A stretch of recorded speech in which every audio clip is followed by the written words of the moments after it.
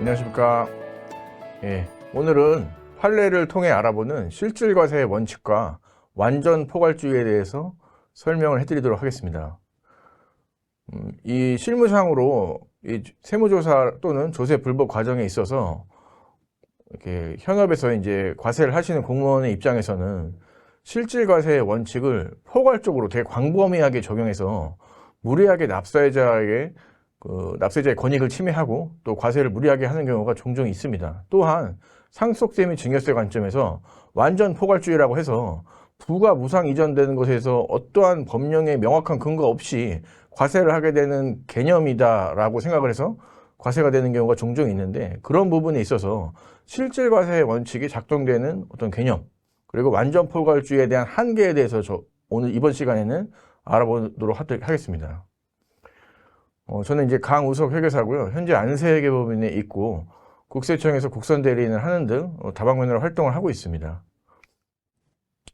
먼저 첫 번째는 실질과세의 원칙에 대해서 말씀을 드릴 건데, 개념 정리를 먼저 하고 그 다음에 최근에 나온 대법원 판례 두 가지를 가지고 실질과세의 원칙이 작동되는 원리, 그리고 명확한 한계, 그리고 어떤 부분에 있어서 우리가 조심을 해야 된다라는 부분을 말씀을 드리겠습니다. 그리고 완전 포괄주의에 대해서는 두 번째로 말씀을 드릴 건데, 개념 정리와 함께 여기 계신 분들이 아실지 모르겠지만 신라젠이라는 그 상장 회사의 사례를 가지고 완전 포괄주의에 대한 대법원의 입장에 대해서 말씀을 드리겠습니다. 그리고 마지막으로는 실질과세의 원칙과 완전 포괄주의에 대해서 실무 적용 전에 우리가 무엇을 고려해야 되는지 고려해야 하는 사항에 대해서 말씀을 드리도록 하겠습니다.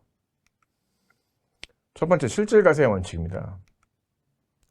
모두가 다 잘 아시다시피 국세기본법 제14조에서는 실질과세의 원칙을 천명하고 있는데 1항, 2항, 3항으로 나눠져서 각각 실질과세의 원칙이 적용되게 되는 원리에 대해서 이제 기술이 되어 있습니다. 자, 그럼 첫 번째, 국세기본법 제14조의 제1항에 보면은 과세의 대상이 되는 소득, 수익, 재산, 행위 또는 거래의 기속이 명의일 뿐이고 사실상 기속되는 자가 따로 있을 때에는 사실상 기속되는 자를 납세 의무자로 하여 세법을 적용한다라고 되어 있어서 납세 의무자에 대한 정의가 되어 있습니다. 자, 국세기본법 제14조의 제1항에서 얘기하고 싶은 것은 실질적으로 기속이 되는 자에게 과세를 해야 되고 그 사람을 납세 의무자로 본다라는 것이 이제 정확한 핵심입니다. 우리 세법에서는 실질 기속이 되는 자와 납세 의무자를 달리 보는 예가 있는데, 가장 대표적으로 명의신탁재산에 대한 증여의제 같은 경우에는 납세 의무자와 실질 기속자가 다른 가장 대표적인 예이겠죠. 그러나 국세기본법 제14조에서는 실질 기속이 되는 자와 납세 의무자를 일치시킴으로 인해서 실질 기속이 되는 자가 아닌 자를 납세 의무자로 무리하게 보지는 말라는 것으로 반대로 해석을 하시면 좀 어떨까 생각이 듭니다. 자, 그 다음에 제2항 세법 중 과세표준의 계산에 관한 규정은 소득, 수익, 재산, 행위 또는 거래의 명칭이나 형식과 관계없이 그 실질 내용에 따라 적용한다라고 되어 있는데, 이 부분은 실질적인 과세표준을 산정한다라는 것이고요. 자, 제3항이 가장 중요한데, 제3자를 통한 감저적인 방법, 둘 이상의 행위 또는 거래를 거치는 방법으로 이 법 또는 세법의 혜택을 부당하게 받기 위한 것으로 인정되는 경우 그 경제적 실질 내용에 따라 당사자가 직접 거래를 한 것으로 보거나 연속된 하나의 행위 또는 거래를 한 것으로 보아 이 법 또는 세법을 적용한다라고 되어 있어서 거래를 재구성할 수 있다라고 되어 있습니다. 즉, 국세기본법 제14조가 의미하는 것은 거래를 재구성해서 실질적인 과세표준을 산정하고 실질 기속되는 자를 납세 의무자로 봐서 과세를 하겠다라는 것이 이제 핵심이다, 이렇게 보시면 되겠습니다. 자, 배우자 주식 증여를 통한 이익 소각이라 그래가지고 한창 많이들 이제 실무에서 하시고 또 과세도 많이 되고 또 다툼도 많이 되었던 상황인데, 2024년 9월 12일 날 대법원에서 배우자 주식 증여를 통한 이익 소각에 대해서 국세기본법 제14조를 적용해서 과세할 수 있는 범위와 그리고 그 한계에 대해서 명확히 판시를 한 만큼 이 부분을 중점적으로 설명을 드리도록 하겠습니다. 사실관계를 먼저 말씀드리면은 원고가 있었는데 원고가 주식 3,600주를 배우자에게 증여를 했습니다. 자, 증여를 했는데 이 주식에 대한 증여가액이 9억 원이었나 봐요. 9억 원이니까 우리 배우자끼리는 10년 내에 공제 한도가 6억까지는 가능하지 않습니까? 그러니까 증여세 과세 표준은 3억이 되었을 것이고 신고세 공제 등을 감안하면은 증여세가 약 5천만 원이 나왔을 거예요. 자, 배우자는 이렇게 취득한 주식을 회사에 소각 목적으로 취득하고 소각대금을 이 9억과 동일한 가액으로 수령을 하게 됩니다. 자, 그렇다면은 배우자는 이 취득가액이 9억으로 형성이 되어 있기 때문에 소각 목적으로 취득해야 하는 주식에 대한 대가를 받았을 때 의제배당이라는 게 과세가 되는데 원래는 의제배당으로 과세할 수 있는 세금이 없어집니다. 왜냐하면은 의제배당으로 인해 수령하는 소각대금이 9억인데 의제배당으로 인해 소멸되는 주식의 취득가가 9억이니까 그 차이를 차가감하면은 0원이 되고 즉 의제배당으로 과세할 수 있는 세금이 없어져서 배우자한테 주식을 증여해서 그 증여받은 재산에 대한 공제가액을 활용한 취득가를 형성하고 그 이후로 의제배당이 발생되면은 사실상 9억을 수령하는데 약 5천만 원의 세금, 즉 실효세율이 약 뭐 한 7% 정도, 6%에서 7% 정도의 세금만 부담하고 회사의 자금을 일부 인출할 수 있다라고 해서 컨설팅 업계에서 또는 많은 세무대리인들이 이것을 활용해서 자문을 많이 하셨던 것으로 알고 있습니다. 그러나 과세가 참 많이 되었죠. 자, 이 사안에 대해서 원고, 즉 납세자는 이렇게 주장을 했습니다. 이 사건 증여와 이 사건 양도는 모두 상법 등 관련 법령에 정한 바에 따라 적법하게 이루어진 것이니까 거래의 형식과 실질이 일치한다. 자, 불법이 아니다. 우리가 불법적인 거래를 했냐? 아니다. 라는 것이죠. 자, 두 번째. 원고가 납세자로서 선택 가능한 여러 가지 방식 중 가장 합리적인 방식을 선택한 건데 합리적인 경제인으로서 세금을 줄이기 위해서 선택하는 이 행위가 조세 회피 의도만을 가지고 있다고 해서 무리하게 과세를 할 수는 없다.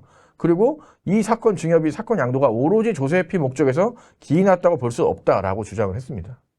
자, 마지막으로는 국세기본법 제14조 3항은 원고가 이 사건 회사에게 이 사건 주식을 직접 양도한 것이라고 보고 종소세를 부과한 건데 이건 말이 안 된다라는 것이죠. 이게 가장 중요합니다.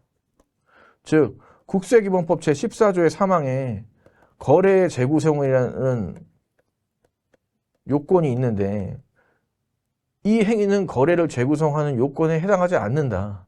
즉 원고에게 과세를 하려면은 원고에게 실질적으로 그 소득이 귀속이 되어야 되는데 이 사건에서는 소득이 실질적으로 귀속된 자는 배우자이지 원고가 아니다라는 것이죠. 즉 14조의 1항을 무시한 채 3항만 보고 과세를 하면은 납세 의무자, 실질 귀속자 여부를 따지지 않고 모두가 과세를 할 수 있다라고 되어진다면 얼마나 납세자의 권익이 침해되고 무리하게 과세가 되면서 또 뿐만 아니라 예측 가능성이 침해되고 또 납세자로서는 참 당황스러운 일이 한두 가지가 아닐 겁니다. 자, 우리 국세청은 그러나 이렇게 주장을 했습니다. 주식을 증여하고 증여받은 주식을 소각해서 그 소각대금을 증여한 것은 그 목적이 원고가 이 사건 회사에게 이 사건 주식을 직접 양도할 경우 발생하는 의제배당 소득을 회피하기 위하여 비합리적인 형식이나 외관을 취한 것이다 라는 것이죠. 자, 이거는 거래의 재구성에 대해서 국세청이 주장을 한 것인데 이거는 흔히 얘기해서 거래의 재구성만 했을 뿐이지 실질 구속자 납세 의무자를 구분하지 않은 것이죠. 자, 그래서 거래의 재구성에 대해서 국세청은 또 이렇게 주장을 했는데 원고가 이 사건 주식을 이 사건 회사에게 직접 양도한 다음 그 주식이 소각됨으로써 원고에게 의제배당 소득이 발생한 것으로 보아야 하는데 그 이후 원고가 배우자에게 주식 양도대금을 증여한 것으로 보아 과세해야 된다라고 하는 것이죠. 다소 무리한 주장이라고 생각되지 않습니까? 자, 이것을 국세청의 과세 논리를 한 번 더 그림으로 설명을 드리겠습니다. 당초에 원고가 주식을 증여했고 배우자가 취득가액이 형성되어 있는 상태에서 회사에게 즉시 소각 목적으로 주식을 취득해 하니 소각대금을 취득한 것일 것이고 이때의 경우에 실질적인 귀속자는 배우자이지만 국세청은 원고에게 과세를 한 것이죠. 왜?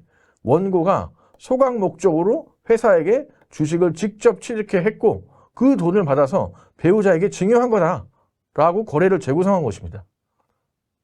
거래의 재구성에 있어서 2차, 3차에 대한 거래를 재구성한 것이죠. 자, 국세기본법 제13조에서 얘기하는 거래의 재구성은 원고가 배우자에게 주식을 증여하고 소각대금을 배우자가 받았는데 만약에 그 배우자가 원고에게 소각대금을 줬다면은 이러한 것들은 원고가 바로 회사에게 주식을 소각해 하고 그 대금을 수령하면서 동시에 그 실질적인 귀속이 원고에게 귀속되었으므로 납세 의무자와 소득 귀속자가 일치하고 따라서 거래의 재구성을 통해 이 국세기본법 제14조를 적용해서 과세를 할 수 있다라고 얘기가 되어 있는 것이지 이 국세청의 논리처럼 거래를 자기들이 막 구성한 대로 막 구성을 하는데 실질 귀속자, 즉 소득의 귀속자와 납세 의무자가 일치하지 않음에도 불구하고 내가 과세하고 싶은 사람에게 무조건 과세를 하겠다라는 것은 아니라는 것이죠. 예. 다행히 우리 대법원은 우리가 모두 알고 있는 바와 같이 피고는 국세기본법 제14조 3항을 근거로 이 사건 증여, 이 사건 양도를 모두 부인하고 원고가 이 사건 회사에 이 사건 주식을 직접 양도하고 양도대금을 A에게 증여한 것으로 재구성했는데 이 규정은 여러 단계의 거래 형식을 부인하고 실질에 따라 과세 대상인 하나의 행위 또는 거래를 모아 과세할 수 있도록 국세기본법이 적용이 하라고 명시가 되어 있는 것이지 모든 여러 단계의 거래 형식을 모두 부인하고 복수의 거래로 재구성하는 경우까지 허용된다고 보기는 어렵다라고 다시 한번 확인을 시켜준 것입니다. 즉 아까도 말씀드렸다와 같이 실질 귀속자와 납세 의무자에 대해서 달리 판단을 하고 거래를 복수의 거래로 재구성해서 허용해서 과세권을 무한하게 넓히는 것으로 국세기본법이 써져 있는 건 아니다 라고 법원은 다시 한번 확인을 시켜준 것입니다.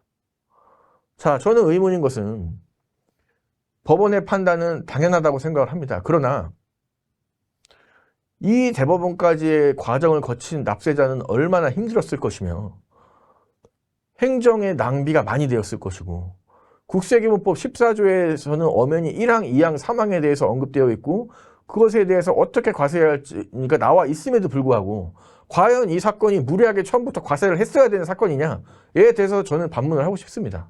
왜냐하면은 그렇게 된 경우에 우리 국세 조세불복에 있어서는 영원한 승자는 없다고 국세청이 이기든 납세자가 이기든 결과는 다를 수 있지만 그 과정에 있어서 피로, 힘듦, 그리고 낭비에 대해서는 우리는 그럼 과연 이 부분은 누가 책임을 져야 되는가에 대해서 반문을 하고 싶습니다. 네. 일단 2024년 11월 14일 날 대법원에서 나온 유사한 사례에 대해서 대법원에서 또 한 번 확인을 시켜준 사례인데 국세기본법 14조는 이럴 때 작용이 되는 거야.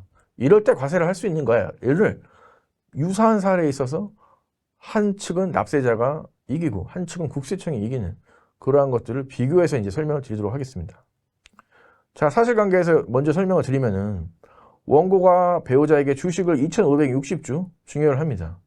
그리고 배우자는 회사의 소각 목적으로 2,560주를 취득해 했고요. 그 다음에 소각대금을 회사는 배우자에게 줬겠죠. 자, 여기까지 했으면 괜찮았을 텐데 배우자는 소각대금을 원고에게 차용이 되었든 뭐 어떤 형식이 되었든 이전이 되게 됩니다. 즉 실질 귀속자도 원고고 거래를 재구성해서 여러 가지 거래를 하나의 단일화 거래로 했을 때 거래를 재구성해서 실질적인 귀속자와 납세 의무자가 일치하는 경우가 발생하는 것이죠. 사실 조세 회피 의도는 저는 결과론적이라고 생각을 합니다. 왜냐하면은 조세 회피 의도에 대해서는 실질적으로 의도가 있었을 수도 있고 없었을 수도 있지만 결과론적으로 과세가 되면 조세 회피 의도가 있다고 보여지는 것이고 과세가 되지 않으면은 조세 회피 의도가 없는 것으로 보여질 수도 있는 것이거든요. 그러니 우리가 조세 회피 의도를 섣불리 단정지어서 우리가 기다 아니다라고 얘기를 할 수는 없습니다. 그러니 조세 회피 의도가 있다라고 비춰질 수 있다라는 전제하에 국세기본법 제1항과 3항을 대입해서 우리가 위험한 거래로 판명이 될 수 있는지를 먼저 예측을 해야 한다는 것이죠. 자, 원고는 이렇게 주장을 합니다. 1차 증여, 내가 배우자에게 주식을 증여한 것은 경영 악화와 파산 가능성에 따라 과점주주로서 있게 될 불이익을 회피하기 위한 것이다. 그리고 2차 증여는 공동명의로 주택을 매입하면서 채무를 상환하기 위해서, 즉 내가 남편한테 돈을 꿨는데 이 꾼 돈을 갚기 위해서 소각대금을 상환하기 위한 것이다. 그러니까 내가 어떤 조세 회피를 가지고 있는 의도로서 이 행위를 한 건 아니다 라고 주장을 했고요. 자, 두 번째, 이 3,500주 중 2,560주를 이 사건 회사에 양도했는데, 양도를 한 것에 대해서는 원고에게만 종소세를 부과했는데 왜 자의적으로 해석해서 원고와 피고에게 모두 과세를 하냐라고 주장을 한 것입니다. 앞서 사실관계에 대해서 제가 축약해서 이제 말씀을 안 드린 부분도 있지만, 사실 이제 교차 증여를 한 부분도 있었거든요. 그러니까 이 교차 증여를 한 부분에 대해서도 이제 다시 억울하다 이렇게 주장을 하는 것입니다. 자, 첫 번째 주장에 대해서 조세 회피 의도는 있을 수도 있고 없을 수도 있지만, 일단 국세청 입장에서는 본인들이 최악의 경우에 추징할 수 있는 세금과 납세자가 내는 세금을 비교해서 그거 중에 납세자가 낸 세금이 적으면 조세 회피 의도는 사실 판단 사항이거든요. 그러니까 조세 회피 의도라는 거는 결국 세금이 작아져서 이 행동을 했다는 건데, 세금이 작아졌다는 게 조세 회피 의도가 있냐 없냐를 결정지는 것일 뿐이지, 진짜 네가 그 의도가 있었냐 없었냐 그건 중요하지 않다니까요. 자, 피고의 주장, 국세청은 이렇게 주장했습니다. 1차, 2차 증여와 이 사건 양도, 주식 소각 등 단계적 순차적으로 이루어진 일련의 거래에 대해 자기 주식 소각으로 귀속될 배당 소득세를 회피하기 위한 가장거래고, 실질은 원고 및 배우자 자신들이 보유하던 주식을 회사에 매각한 것이니 의제 배당 소득세를 과세를 해야 한다 라고 주장을 하는 겁니다. 자, 이렇게 되는 것이죠. 국세청이 주장한 것은 원고가 배우자에게 주식을 증여했는데 배우자가 소각 목적으로 회사에 취득했고 소각대금을 지급했는데 배우자가 다시 원고한테 줬으니 원고가 직접 주식을 소각해야 한 것이고, 이 거래를 재구성해서 원고에게 과세를 할 수 있다라는 것이고요. 이 거래를 재구성해 보니 국세기본법 제14조의 1항과 2항, 3항을 동시에 충족할 수 있는 요건이 성립됐으니 국세기본법 14조를 적용해서 과세를 할 수 있는 게 무리하지 않다라는 것이죠. 제일 중요한 소득의 귀속자와 납세 의무자가 동일하다라는 것입니다. 우리 대법원은 역시 공정합니다. 세법의 혜택을 부당하게 받기 위해 형식적으로 둘 이상의 거래 등을 거치는 경우 복수의 거래를 재구성해서 과세를 할 수 있는 것도 가능한데, 경제적 목적을 위해서가 아니라 가지급금을 상환하는 경제적 목적이 있을 뿐이었다고 보여진다. 즉, 이 거래는 의도가 있었다고 보여지고, 이 사건 일련의 거래의 목적, 그에 따른 조세 부담의 경감 정도, 각각의 거래 사이의 시간적 간격, 거래 당사자 사이의 관계 등 판시와 같은 사정들을 종합했을 때 주식의 양도로 재구성해서 처분을 하는 것에 있어서 적법하다고 판단한 사항입니다. 자, 동일한 2024년도에 나온 대법원 판례인데, 그리고 아주 유사한 사건임에도 불구하고 이 법원이 국세기본법 14조를 판단하는 것에 대해서 가장 중요하게 본 것은, 물론 외관상으로는 조세 회피 의도도 중요할 수 있지만 가장 중요한 것은 실질 귀속자와 납세 의무자가 일치하느냐 아니냐가 가장 중요했던 핵심이었습니다. 참고로 2024년 11월 14일 날 배우자 주식 증여를 통한 이익 소각에 감사원에서도 납세자 인용 결정을 한 사례가 처음으로 나왔습니다. 여태까지는 조세심판원에서도 배우자 주식 증여를 통한 이익 소각을 거의 모든 사건에 대해서 과세를 하고 법원에 가서 다퉈라라고 하는 게 그동안의 조세심판원의 입장이었다면, 심사 청구를 국세청에도 할 수 있고 조세심판에도 할 수 있지만 감사원에도 할 수 있고, 즉 심사 청구의 대상이 되는 감사원에서 처음으로 배우자 주식 증여를 통한 이익 소각에 대해서도 이것은 국세기본법 제14조를 적용하는 요건을 보고 달리 판단해야 된다. 즉 실질 귀속자와 납세 의무자를 판단해서 국기법 제14조를 적용할 수 있는지를 판단해야 된다고 해서 처음으로 명확하게 감사원에서 인용한 사례가 나왔습니다. 즉, 지금 와서는 실질구속자 납세 의무자에 대해서만 일치하지 않고 거래를 재구성한다 하더라도 거래를 2차, 3차로 뭐 주식의 증여와 양도가 없었는데 있었고 뭐 이게 무리하게 여러 가지의 거래를 하나의 거래로 국세청이 함부로 판단하지 말라라고 하는 게 처음으로 행정심판 단계에서 나온 것입니다. 자, 국세기본법 제14조의 사망에 있어서 거래의 재구성은 비단 이 배우자 주식 증여를 통한 이익 소감 문제뿐만이 아니고 우리의 실상에서도 굉장히 많이 발생을 합니다. 자, 2022년에 나온 대법원 판례였는데 회사가 부동산을 갖고 있는 회사였어요. 근데 부동산을 갖고 있는데 이 C 회사에게 팔고 싶은 거예요.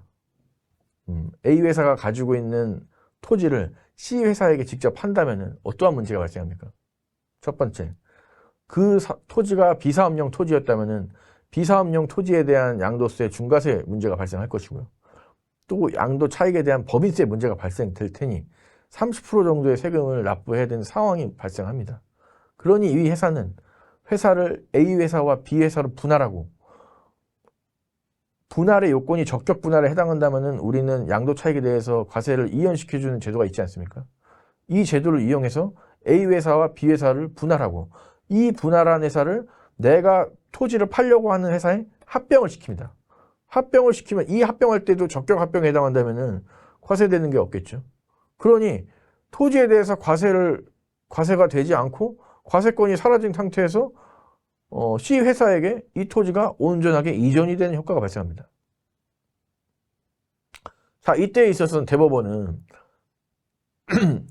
분할을 하고 합병을 하는 복잡한 과정을 거쳤지만 결국은 이 토지는 A 회사가 C 회사에게 직접 판매한 것으로 봐서 과세를 하는 것에 대한 거래의 재구성 요건이 성립했고 그 실질구속의 그 납세 의무자가 일치하기 때문에 A 회사에게 토지를 판 것으로 봐서 과세를 해야 한다라고 판단을 한 것입니다. 이 대법원 판례가 왜 중요하냐면은 증여나 양도와 같은 뭐 비교적 간단한 거래뿐만이 아니고 자본거래, 즉 회사의 분할, 회사의 합병 등과 같은 자본거래에 있어서도 거래를 충분히 재구성할 수 있고 실질 귀속자를 납세 의무자로 봐서 과세를 할 수 있다라는 사안이 처음으로 나온 사건이기 때문에 중요한 사건입니다. 결국 A가 C에게 토지를 양도하면서 거액의 법인세가 나오기 때문에 B를 인적 분할하고 분할한 B법인과 C가 합병하는 방식을 선택했는데 결국 A와 B법인의 주주는 C법인의 합병의 방법으로 주식을 양도할 때 양도세를 이연받았고 법인세도 감면받았기 때문에 이것은 실질과세에 위배된다라고 판단을 한 사항입니다. 자, 어떻습니까?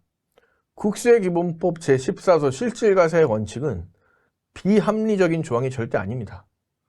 조세 형평을 도모하고 납세자로 하여금 또는 국세청 과세관청으로 하여금 어떤 기준을 정립해주면서 동시에 과세권을 올바르게 행사할 수 있도록 준 어떤 하나의 척도이자 기준인 것인데 실무에서는 그리고 극히 일부의 경우에 불과하겠지만 세무조사 과정 중에 또는 불법 과정 중에서는 무엇을 근거로 과세를 했습니까에 대해서 실질과세 원칙으로 과세를 했습니다라고 답변을 하는 사안에 대해서 실질과세 원칙에 대해서 정확히 이해하지 않고 내가 과세하고 싶은, 내가 보고 싶은 게 실질이다 라고 판단해서 과세를 하면 안 된다는 것이고 우리 현명한 세무대리인들도 그렇게 실질과세라는 게 뭐 아무렇게나 막 작동하고 아무렇게나 내가 보고 싶은 실질이 뭐 어떤 사람이냐에 따라서 달리 판단되고 이러한 사항은 절대 아니라는 것이죠.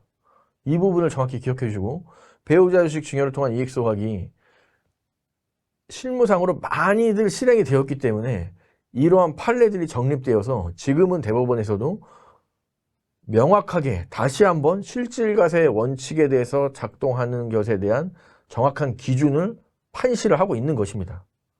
그러니 뭐 실질과세의 원칙에 대한 다툼에 대한 소지는 많이 없어질 것이라고 생각을 합니다. 사실 이러한 다툼의 과정이 많이 형성이 되어야 국세청과 납세자에 대한 이견이 줄어들고 정확한 기준점이 손으로 인해서 예측 가능성이 줄어드는 장점은 있습니다. 그러나 이 과정에 대한 다툼을 했던 당사자들은 얼마나 힘들었겠습니까? 그리고 물론 과세를 하시는 분들도 많은 고민을 하셨겠죠. 참 이런 부분들이 없었으면 좋겠다라고 희망을 하지만 뭐 그러긴 참 어려울 것 같고요.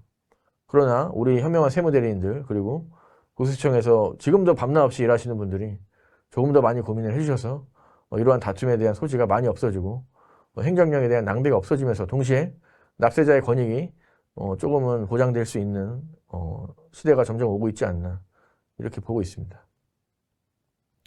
자, 다음 시간에는 완전 포괄주의에 대한 부분에 대해서 말씀을 드릴 건데 첫 번째 강의는 이것으로 마치도록 하고 두 번째 강의 때 다시 뵙도록 하겠습니다. 예, 감사합니다.